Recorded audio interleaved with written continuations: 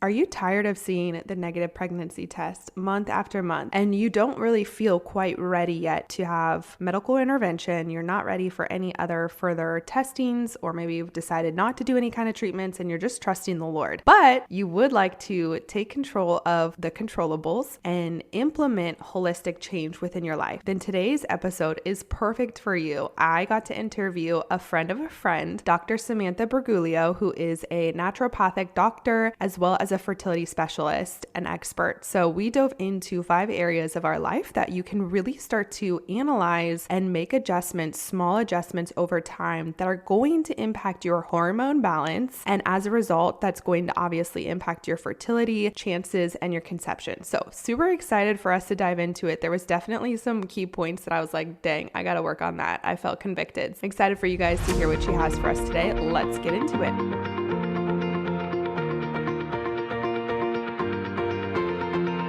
Hey friends, welcome to the Waiting Well podcast. I am your host, Courtney Dunker, and you are here because your journey to motherhood has not looked the way that you always imagined. It has held heartbreak, loneliness, and questions like, why me, God? I'm here to remind you that you do not have to walk this road alone. And here we can wait well together. Each week, I will share faith-based encouragement from my own infertility journey, provide information from guest experts on navigating infertility and conceiving, powerful testimonies, and top tips on stewarding your health and emotional well-being through this demanding journey. So if you are ready to take back control of your life, find peace with God, join the in-between spaces, and thrive in your waiting season, then meet me at the well, girl. Grab that warm chocolate chip cookie, a little bit of unicorn juice or iced coffee. We've got some intentional growth to do. Let's get it.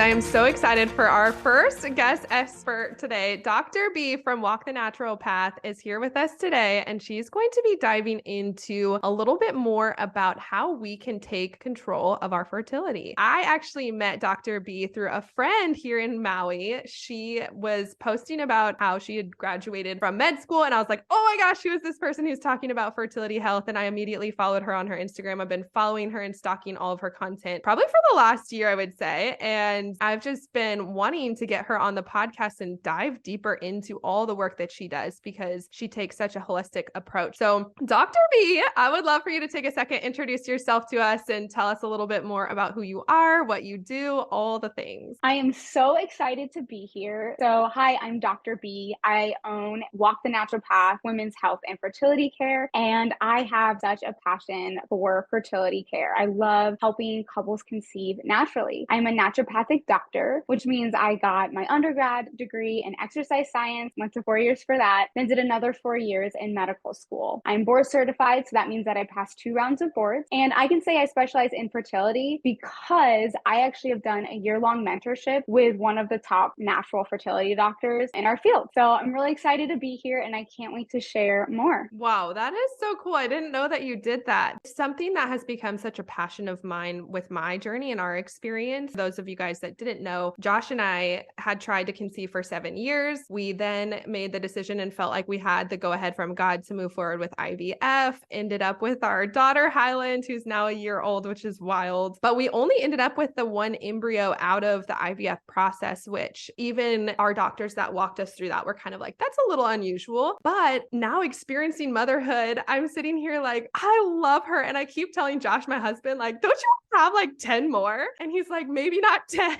but it's one of those things that I keep thinking through how I am a mom, but I'm still somebody who deals with infertility. Like it's been a year postpartum now, and we haven't done anything to protect from not getting pregnant again. And so in the back of my mind, even though I'm not actively trying to conceive or ready for number 2, I wouldn't say that. It's still something that I'm like, that's interesting. It's not just happening as they say. Now moving forward, I feel like I'm a different person where holistic health is my primary focus. Even the way that we've done things with Highlands since she's been born has been a lot more holistic approach. And then obviously we did the home birth and all that. So I kind of went from one end of the spectrum to now this other end. So I would love to hear a little bit more of your advice and your starting point for women who are just tired of seeing that negative pregnancy test. They're trying every single month to conceive. Where is your starting point? What do you have people dive into when they want to tackle this area in a more holistic holistic approach. Yes, I love that. So I love to start with what I call the foundations of health. The foundations of health include sleep, movement, diet, reducing stress, eliminating environmental toxins. And we're going to go into depth about each one of these and how we're able to not only know that we're in like a normal range, but an optimal range. Because fertility is,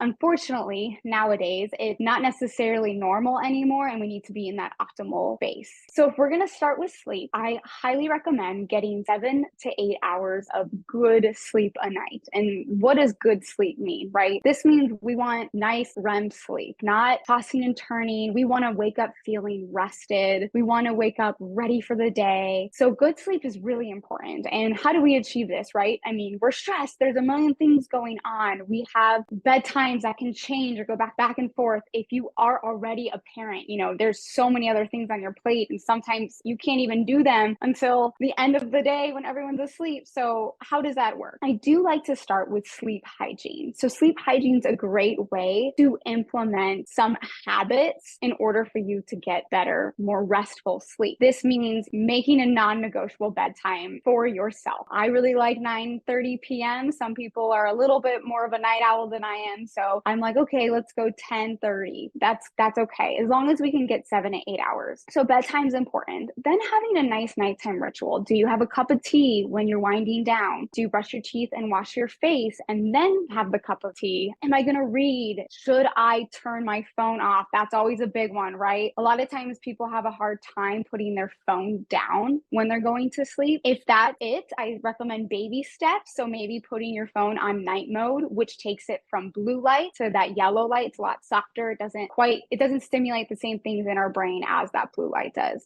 Having blue light glasses. A lot of people like to watch TV before bed. I will say, if you are someone that has a hard time falling asleep, this can definitely make that even more challenging. So sometimes people like that noise. So I recommend listening to a podcast, reading, anything that doesn't really involve that green is going to be really helpful. I also recommend sometimes light movement before bed, maybe some stretching or some yoga, sometimes some soft dancing. I know that might sound silly, but I know a lot of people feel free and just kind of release a lot of tension when they dance. Anyway, and then if you're having other issues, so say you're snoring at night or you fall asleep okay, but then it's really hard to stay asleep. This might show maybe possible sleep apnea or, your cortisol levels being imbalanced. And this is something you definitely want to address with a physician or a practitioner. So make sure you do get that checked out. We don't want your cortisol levels like spiking mid-sleep. That can totally wake you up and cause restless sleep. As well, if you have sleep apnea, you're not going to wake up feeling rested no matter what time you went to bed because you're not getting full night's sleep. So those are some of my tips about sleep. Next would be movement. So I talk about movement in this way versus like saying exercise, because I think a lot of people get a little nervous or kind of have anxiety or stress attached to exercise. So I really like that word movement because it really means like any kind of movement, like cleaning, gardening, again, dancing, yoga, going for a walk. I just want you to hit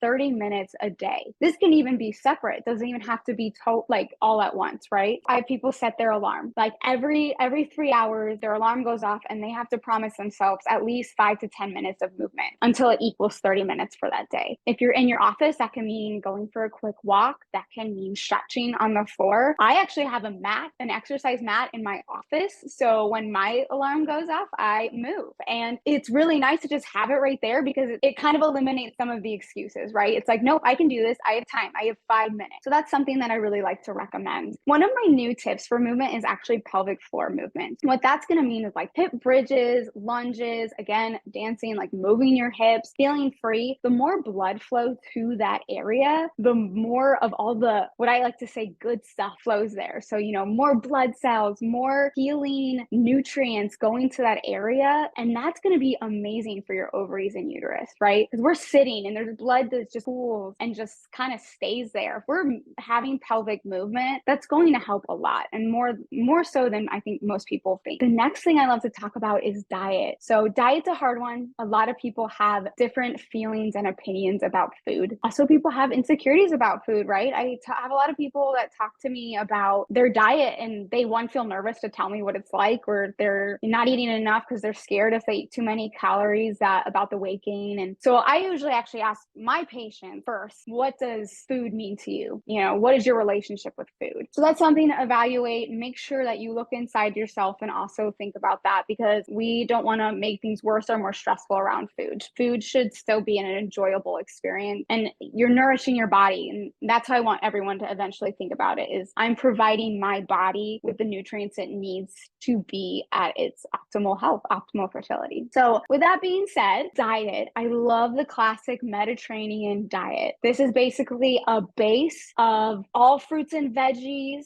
getting as many vegetables in as you can. Then we kind of go into grains, nuts, seeds. Then we go into poultry and eggs. And then following is kind of like the beef and the dairy product. You can actually look this up. I'm like, it's kind of hard to describe without my little nice colorful pyramid that I usually pull up. So I would look it up, the Mediterranean diet pyramid. And even at the bottom of some of the pyramids, they even have actually socially eating with people as part of it, because in a lot of European cultures, having dinner with friends and family is actually a part of it and has been shown to actually cause benefit or create benefit. Anyway, so I would recommend looking up that pyramid, Mediterranean diet. It will give you all the good information. If you have more questions about foods and fertility, I actually have a guide that specifically goes through all foods, and that's really helpful. And that's actually on my Instagram, so you're welcome to look that up. But the big thing about diet, my big tip that I feel like a lot of people are missing is, one, the amount. So most people are, especially women, do not eat enough. For hormonal health in general, we need a certain amount of macro and micronutrients a day. And when people usually give me their diet recall, I'm finding it's not nearly enough, especially when it comes to protein. If you are vegan or vegetarian, there's so many different plant sources of protein. And so any types of protein is important. We just need at least 20 to 30 grams in the morning. And that is something that I'm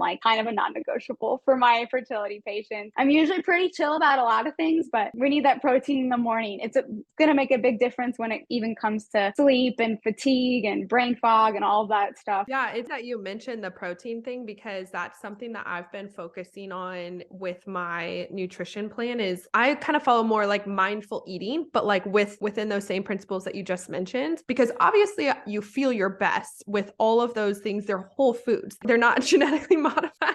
And so that awareness, you're just wow, I feel amazing when I am really intentional about what I'm putting in my body. But that 20 to 30 gram thing about protein, I think is really, really valuable for women. So when it comes to sugar, what are your kind of encouragement pieces in that? Because I do feel like I talk to a lot of women where we're living off of caffeine and we're living off of sugar. And I think that that's the whole not eating enough. It's you may be eating, but you're not eating the right amounts of food of the right things. It's you're not getting the protein, you're not getting the whole grains, because you're just grabbing the quick, easy fixes for the moment. You're busy. So do you want to touch on sugar for a second? Yes, I know sugar's a hard one, and it's also addictive too. So it's just this whole circle we get caught up in. But with sugar, usually I recommend having a simple protein snack on hand. So nuts are a great one for a lot of people. Not the best because it is processed, but I do know. So there's this chomp sticks. I don't know if you've heard of them or seen them, but those are a better go-to than if we were to just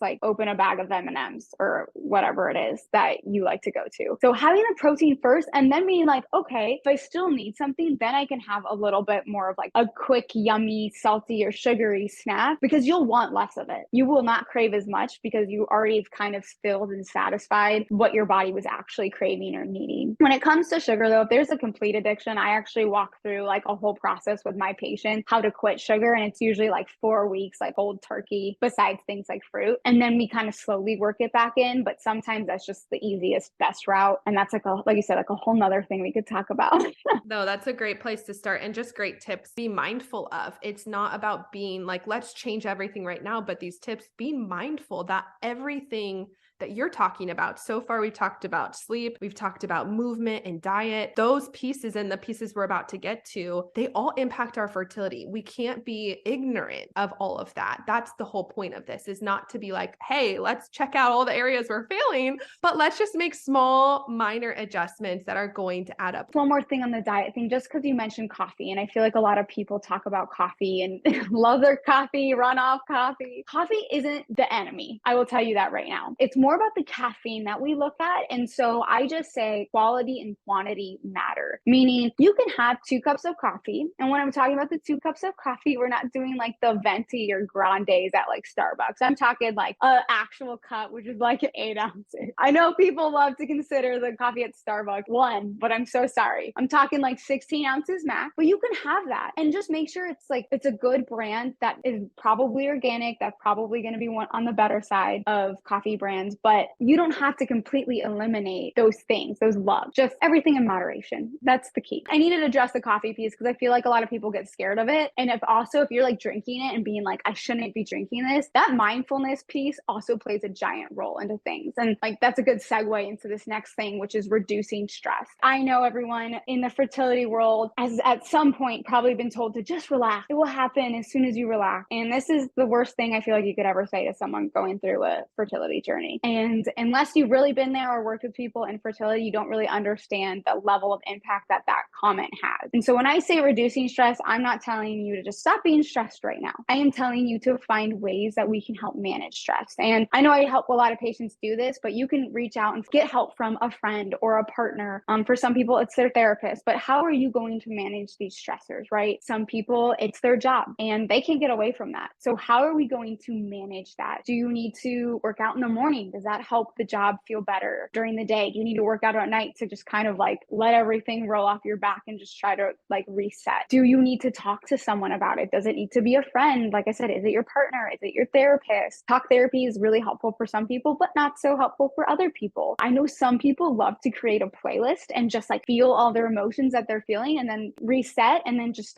go about their day again. So finding how you manage stress can be hard. I'm not going to be like, this is going to be like the easiest thing in the world, but once you put some time and energy into it, I promise it will pay off because you'll start to learn more about yourself, more about your actual stresses, right? Like sometimes people are just like, I'm stressed and they don't even know why. Really digging deep to figure out like, what are your stressful triggers? That's going to make a really big difference. I have one patient who has tried everything to help modify and reduce stress and actually found that her way of reducing stress was ceramics. It made her feel good. It made her feel calm. It made her feel like she was doing something creative and like with purpose and could like give those things to other people. That was something that made her feel better and just kind of reduced the overall stress. And kind of one of the last things I like to talk about, but it's still a big one, is eliminating environmental toxins. This one, I swear, can also have a really long talk.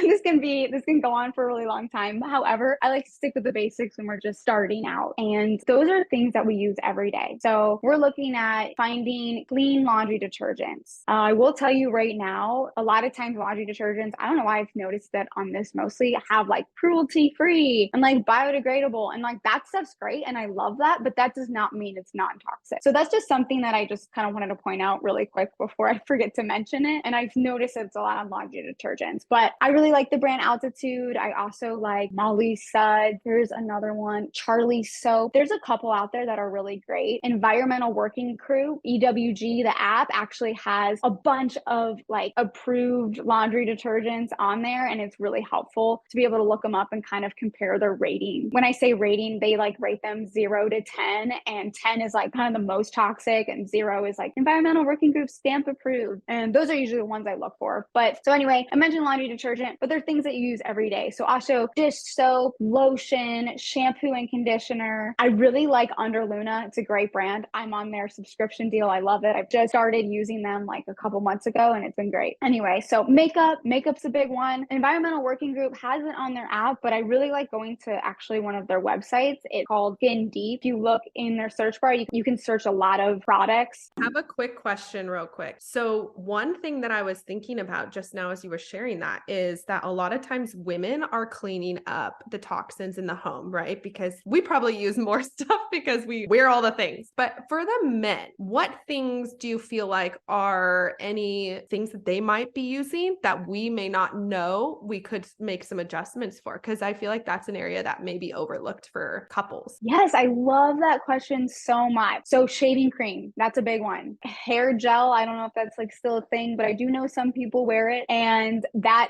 can definitely be toxic. Deodorant for obviously men and women. We just want to make sure that it's clean. We do not want the antiperspirant. Also, their shampoo and conditioner, their lotion. So basically any like personal care product that you see your partner use, especially daily, switching that to a non-toxic one is going to be really important. I will tell you for men too, just kind of going off that like random random segue. We need to be careful about, underwear. We don't want too tight of undergarment. I know a lot of people like to wear I think it's briefs, because then boxer briefs are the ones in the middle, right? Boxer briefs tend to be okay, but I do talk about like the looser the better, especially during like trying to conceive time. I know people like to wear those bike shorts. Oh, the compression shorts. I think that's where I was also going with. Yeah, a lot of people like to use them, when they're working out or riding a bike. If you're going to ride a bike, I will say don't ride it super long, and please do not wear those biker shorts, at least during, again, that time of trying to conceive. When you say trying to conceive, is that like the week or two where it's ovulating? And like, is that what you're talking about? Or are you talking about the whole time? Like if you are every single week, like they should stay away completely? The whole time. Oh, yeah, okay. The whole time. Yes, because mature sperm take about 90 days to develop. And the problem with like things that are too tight is the heat. So I like to tell people, a little anatomy lesson really quick, that the testicles are outside of the body for a reason. We don't want them to be as warm as our actual like core is. So if we're putting them closer, that's getting too warm, and that can actually damage the sperm. Anything else you want to touch on the eliminating toxin environment? Yeah. So honestly, just switching up the products. Another main one is water. Filtering our water is going to be huge. I always say any filter is better than no filter. So a lot of times people are like, which filter to do, this, that. Like I read on this one. I'm like, honestly, like any is better than none. I recommend one that has a fluoride filter. That's always something that can be a game changer. Another big one is I know a lot of people are talking about this, but the electronics. So I recommend putting the phone on airplane mode when you go to sleep, or better yet, sleeping with it outside the room. If you have a laptop, don't put it directly on your lap. Get a barrier, any kind of barrier. I actually have a little laptop desk that I love, but you can even put it on a pillow. Like that's okay. But just being mindful about those types of things. And then obviously the last but not least, like reducing plastic. So plastics are just scary. And if we can, have Tupperware instead of plastic ones, let's do glass ones. Instead of drinking out of a plastic water bottle, let's use stainless steel or glass. Just making those kinds of switches. I know it's almost impossible to eliminate plastics. Like everyone loves those Stanley cups right now. They have a plastic straw. You can 100% try to go find like a glass straw or a stainless steel straw. Those do exist. But like, I'm also not going to be like, you're drinking out of a plastic straw. Like it's the end all be all. Like I said, it's just give and take. Just be mindful about it. You're not in this space right now where you can completely change all your pots and pans out. Maybe buy one pan that you can cook with like majority of the time that is a clean and safe one. Same with like one spatula or utensil. Just baby steps. They make a big difference, especially over time. That's going to be key for optimal health and optimal fertility. I love that. I took pages of notes literally right here because I'm like, any and all things that I can make adjustments from Dr. B, I'm going to implement. I love that, those tips. So let's finish with you sharing ways that people can get connected with you. They're listening. They're like, okay, I need to work with Dr. B. What are different ways that people can get a hold of you, and options and ways, opportunities that they can work with you? Do you do anything virtually if they're not in the same area as you? What does that look like? And kind of give us the 411 on how to connect more with you. I am virtual and in-person practice. So in person would be in Scottsdale, Arizona, virtual anywhere from the United States and Canada, actually, I can work with. You can reach me at like drsbriglio@gmail.com. More simplistically though, you can just go on Instagram at Walk the Natural Path and you'll be able to contact me through there. I also have a little like apply to be a patient form on there, fill that out. And I actually offer 15 complimentary consultation calls. So you can talk specifically about your case, ask if I can help. So yeah, Instagram is probably the easiest way. And that will definitely be my next steps. I have been making some small shifts and paying attention to several of these areas that I'm not quite there yet. Like even the sleep, I was like, oh, that hit the nail on the head for me. That's a hit to the heart. I got to work on that. Thank you for these incredible tips and where to start. I'm excited for us to do hopefully a part 2 where we dive more into the hormonal side of things. But thank you so much for your time today. Thank you for sharing your expertise and your heart and your passion for fertility, because it truly does give women like me, it makes me emotional, like so much hope, because truly being a mom is like such a gift, and it's something that we don't know what we don't know. So having that expertise out there, sharing things like this, tangible tips that we can get started with, and then the next step of working with someone who's going to advocate for us and do it in a way that's going to honor our bodies. People ask me all the time, like, would you do IVF again? And I'm like, it was so hard on my body. I felt like it wasn't the healthiest thing to do ongoing. And so for me, I want to do everything I can because I know I'm not like all these areas you mentioned. I know I'm not there. There are adjustments that I can make. So for me, I'm like, I want to pursue that first and foremost before taking any other steps. So thank you for your time. Thank you for sharing with us those 5 places that we can really focus on and grow. And I'm excited for anyone that gets the honor and privilege to work with you. I think it's going to be such a gift to be able to see those women make those adjustments and hopefully have those miracles come to life because of your work. So thank you so much. Thank you so much, Courtney. This has been great. I would love to do part 2. I think that sounds so awesome. And just sending lots of love and healing vibes towards everyone listening today. I just want you to know that you are not alone. And if you ever need a safe space to get comfort, please reach out. You know, you have my information now and always here to support. Oh, I love it. Now I'm going to cry.